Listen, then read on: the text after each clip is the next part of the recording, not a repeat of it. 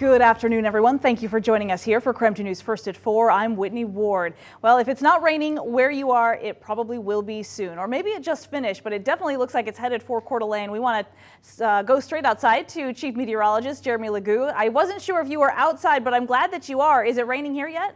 No, we are still staying pretty dry, so that's kind of for now. And over the course of the next few days, it's a similar weather pattern. One of those ones where even as we start to see more sunshine each day, we're going to hang on to that chance of showers each afternoon. Right now, sitting pretty nice, mid to low 50s in Spokane, Coeur d'Alene, and Sandpoint. You're still finding temps up near 60 out in central Washington, but a lot of cloud cover. Wind out of the west now, but it's more northwesterly, turning to westerly here in eastern Washington. So that wind, well, it feels a lot cooler than it did yesterday because of that shift in direction. Some scattered showers popping up across the region, nothing overly organized, and that is basically what we continue to see as we head through the remainder of the evening. And that is going to be what we've got going on. So notice a few more scattered showers. We'll get another push of moisture later on this evening. That's snow over high elevation areas eventually sweeping through tomorrow. Set up a little bit of a convergence zone, squeeze out more moisture. You get the pattern. The big story here is just how cold we're going to get. Temps drop down into the 30s for us, parts of the Palouse down near freezing. Coming up, we're talking frost advisories in place for some of you tomorrow morning. Because why not? All right, let's give you a quick sneak peek now at a story that we are working on for you coming up tonight on KREM 2 News at 6. Homelessness is a growing problem in Spokane, but it's been a challenge in Seattle for years. So we traveled across the state to talk solutions. Affordable housing is a big issue, and that is increasingly becoming a problem in places like Spokane. Everyone thinks, oh, why don't you just buy one big tent and put everybody under one big tent? But then you're just asking for trouble.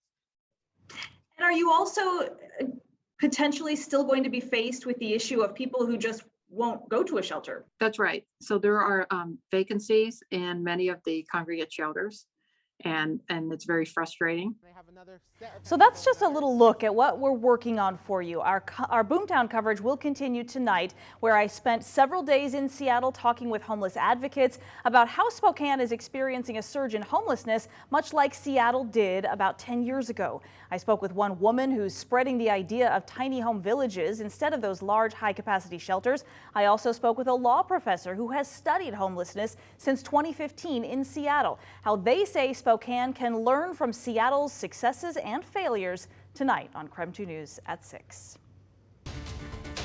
Well, for the second time in just over a month, fire crews responded to the Park Tower apartments in downtown Spokane today. Several 911 calls this morning reported a fire on the 9th floor of a downtown Spokane apartment building. Emergency vehicles blocked off Spokane Falls Boulevard for about an hour as firefighters then went to work. Now, the Spokane fire chief is worried about a lack of fire protections in some of those older buildings.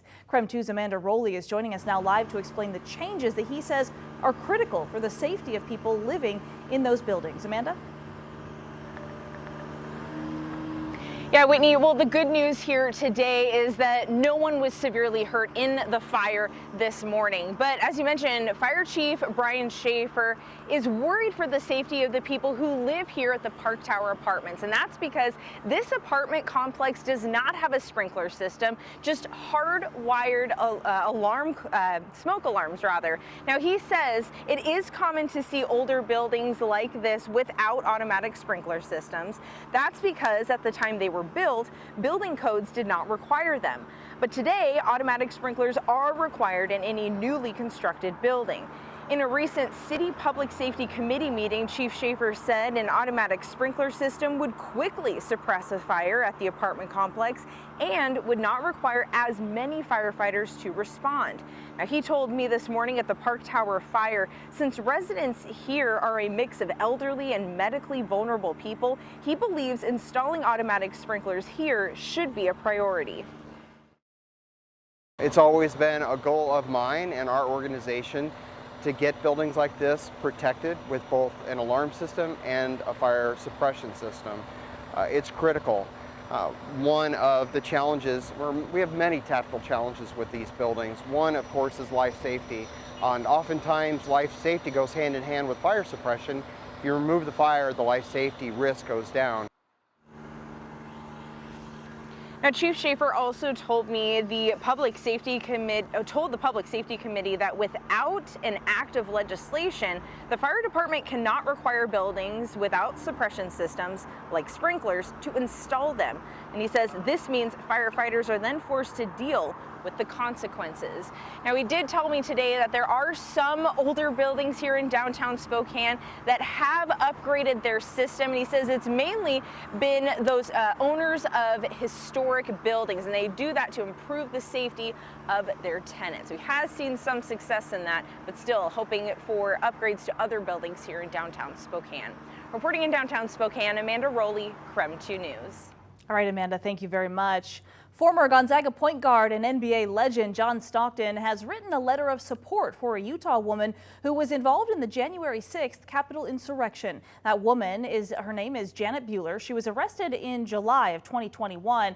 She has since pleaded guilty to parading, demonstrating, or picketing in a Capitol building as part of a plea deal. She received 25 letters of support, though, from various people, including Stockton, who says Buehler is married to one of his closest friends and former chiropractor when he played in the NBA. So in his letter, he claimed to have spent time with her in social settings and in his own home, saying, quote, "I frankly cannot imagine that Janet would knowingly break the law nor be involved in anything destructive ever." Now, Buehler has not been sentenced for her role in the Capitol insurrection, but court documents say she likely will not receive any jail time and will instead be sentenced to probation. A hearing related to the case of Lori Vallow and her husband Chad Daybell took place this morning to determine when a decision will be made regarding their trial date. The judge announced a written decision will soon be announced on whether to officially set Vallow's and Daybell's joint trial for the same date, and if that trial will take place in October of this year or in January of next year. The couple is charged with murder and conspiracy to commit murder in the deaths of her children, as well as Daybell's former wife. Currently, Vallow and Daybell are scheduled for separate court dates. Vallow is being earlier as she is reserving her right to a speedy trial. Daybell has waived his right. The death penalty is being sought for both of them. All right, as we head into an eventually hot summer season, we know we'll get there, right? The Kootenai County housing market is showing no signs of cooling off, though. When we come back, we'll take a look at what kind of prices interested homebuyers can expect in North Idaho.